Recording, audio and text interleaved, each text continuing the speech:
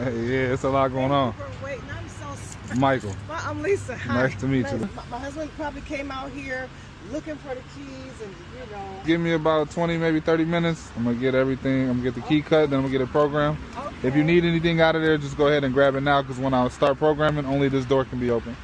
Okay. You know what? I think we got everything out of here.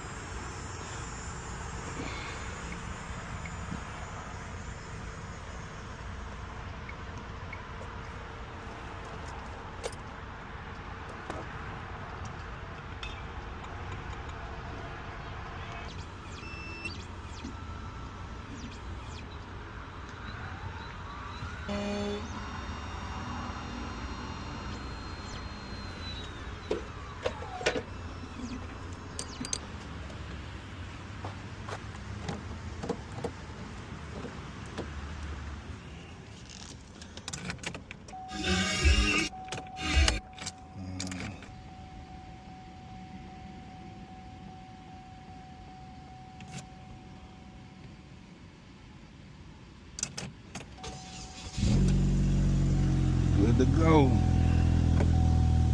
I mean, it's good. You like?